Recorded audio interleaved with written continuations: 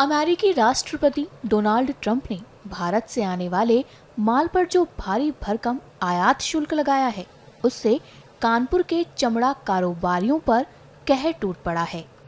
उत्तर प्रदेश का ये शहर लेदर हब कहलाता है, मगर शुल्क की मार ऐसी पड़ी है कि यहाँ की टैंडरियों में काम घटकर आधा ही रह गया है और मजदूरों के सामने रोजी रोटी का सवाल खड़ा हो गया है।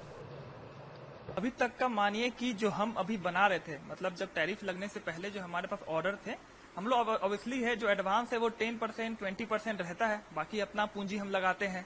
तो हम लोगों ने ऑर्डर रेडी कर लिया है, अब वो रिसीव करने का रेडी नहीं है। उनका कहना कि भाई हमारा कैलकुलेशन जो है वो आगे से ज्यादा हो जा रहा है। अब वो तो हमारा नुकसान है, माल फंसा हुआ है, कारीगर बना चुके हैं, उनका तनख्वाह हो गया, सब कुछ देना है, तो ये तो दिक्कत है। और सरकार की तरफ से कोई इस पे स्टैंड नहीं हो रहा है कि जो इंडस्ट्रीज है जिनको उन्होंने पहले से भी साइड आउट करके रखा है और अब जो टैरिफ आ गई है वो तो लगता है पूरे साइड आउट हो जाएंगे, पर उनके लिए क्या है मेक इन इंडिया।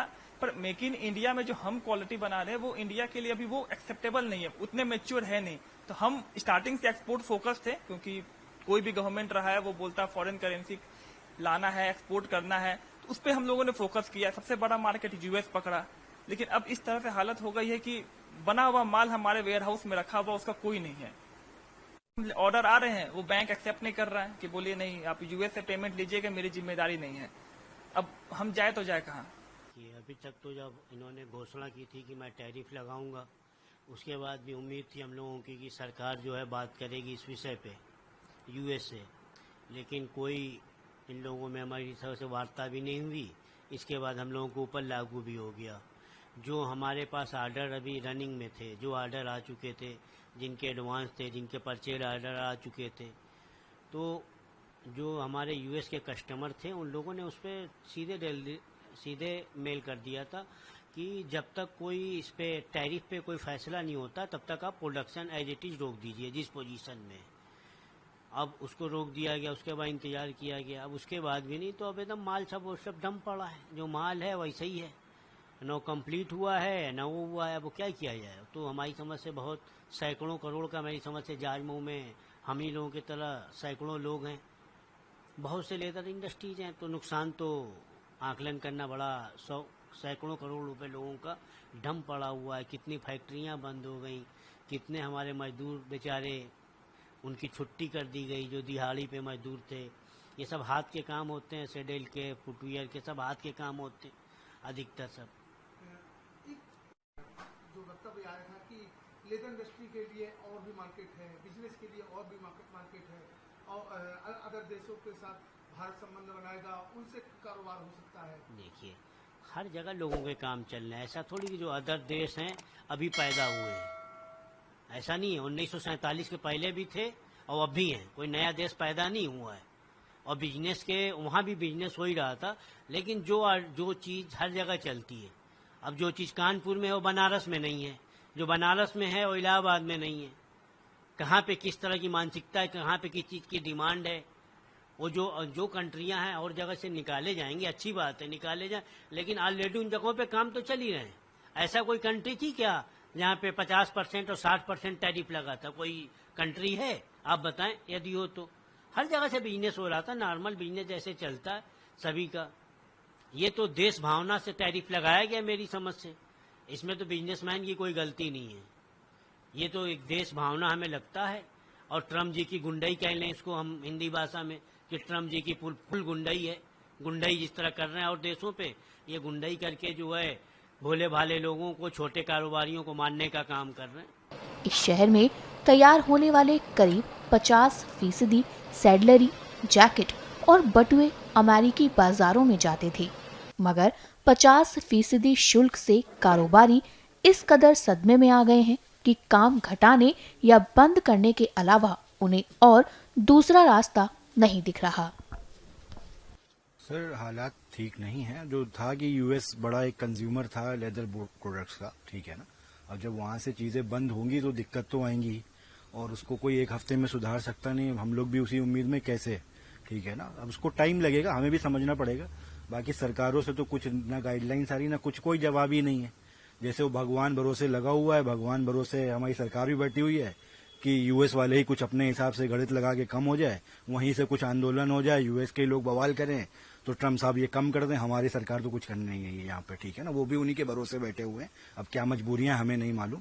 तो हमें भी, और हम तो पहले ही से अपने आप आत्मनिर्भर बने हुए हैं हम लोग को जो समस्या आती खुद ही सुलझानी पड़ती है। तो अब जो आई है समस्या अब सुलझाई जाएगी, अब किस तरह से किया जाएगा। अब एट रैंडम तो सोल्यूशन नहीं है उसका, ये माल पूरा डंप पड़ा हुआ है, पैकेजिंग है, वहां के बायरों ने सीधे मना कर दिया है, ठीक है ना। पेमेंट भी होल्ड है, ठीक है ना।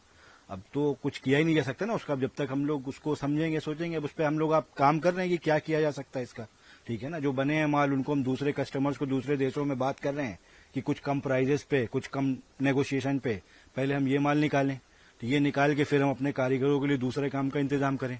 नहीं, हमें तो सबसे बड़ी समस्या कि हमारे कारीगर टूटने लगेंगे ना। कारीगर को अपना घर चलाना है, उनका कोई सेविंग नहीं होता, ठीक है ना। तो वो क्या है कि जब नहीं मिलता है काम तो वो मजबूरी में लेबर का काम करते हैं, बैटरी रिक्शा चलाने चले जाते हैं। वो नहीं 700 रुपए कमा पाएंगे, सोचते हैं 300 रुपए तो कमा लें, तो वो छोड़ के चले जा रहे हैं। तो वो चले जाएंगे तो हमें सबसे बड़ा नुकसान हो जाएगा। पहले हालात कम अच्छे थे, अब इससे और बद से बदतर हो गए। 8% टैरिफ पहले था, अब 58% हो गया, बढ़ के 50% और बढ़ा दिया। हमारे आज सारा ऑर्डर आज की तारीख में यहां से बांग्लादेश और पाकिस्तान को चला गया, क्योंकि वहां पे टैरिफ अभी मेरी जानकारी के हिसाब से करीब करीब 20% लगा हुआ है।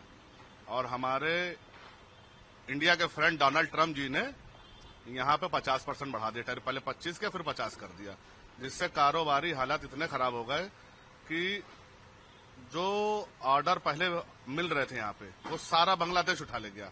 आज के टाइम पे बांग्लादेश पाकिस्तान हमसे मजबूत है। और यहाँ पे आप देख ही रहे हैं, यहाँ का एक तो पहले भी टेंडरी वालों को कोई सपोर्ट नहीं मिलता था सरकार की तरफ से, और वहां पे बांग्लादेश में बहुत सपोर्ट करती सरकार उनको।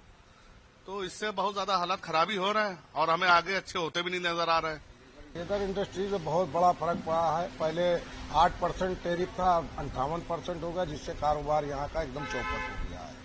और यहाँ पे ज्यादातर फैक्ट्रियां बंद होने के कगार पे हैं और जितने ऑर्डर थे वो सब कैंसिल हो गए। अगर इसी तरह टैरिफ कायम रहा, टैरिफ विड्रॉ नहीं करती है ट्रम्प सरकार, तो आपको लगता है कि जो जानवर टेंडी है वो सर्वाइव कर पाएगी आगे? नहीं, कुछ नहीं कर पाएगी। फैक्ट्री आने वाले टाइम पे ऐसे टैरिफ लगा रहा तो ये फैक्ट्रियां बंद हो जाएंगी और सारे लेबर जो है यहाँ से भाग जाएंगे और कुछ लेबर अपना रिक्शा चलाएंगे और यहाँ से चले जाएंगे, तो कारोबार अपने आप चौपट है। गवर्नमेंट का कहना था कि भारतीय जो एक्सपोर्टर है उनके लिए बाहर के अन्य देश में एक्सपोर्ट कर सकते हैं, वहां जा सकते हैं। क्या अमेरिका के अलावा और कोई रास्ता है आपके पास माल भेजने का, या कहीं और मार्केट है कोई रास्ता? बाहर अगर भेजने का है तो इतनी जल्दी बाहर से कारोबार हो नहीं पाएगा। वहां पे भी लगेगा 6 महीना 8 महीना टाइम लगेगा। तब तक यहाँ लेबर भाग चुका होगा, फैक्ट्रियों की मशीनें जंग खा चुकी होंगी और सब मशीनें खराब हो जाएंगी, इसलिए कारोबार यहाँ नहीं चल पाएगा। आपको क्या लगता है भारत सरकार को, इंडियन गवर्नमेंट को क्या कदम उठाना चाहिए टेंडियों को बचाने के लिए? टेंडी बचाने के लिए उनको टेंडी वालों की सहायता करना चाहिए, उनको थोड़ी सी सब चीज सब्सिडी देना चाहिए, सब देना चाहिए, तब फैक्ट्री चलने का हो पाएगा।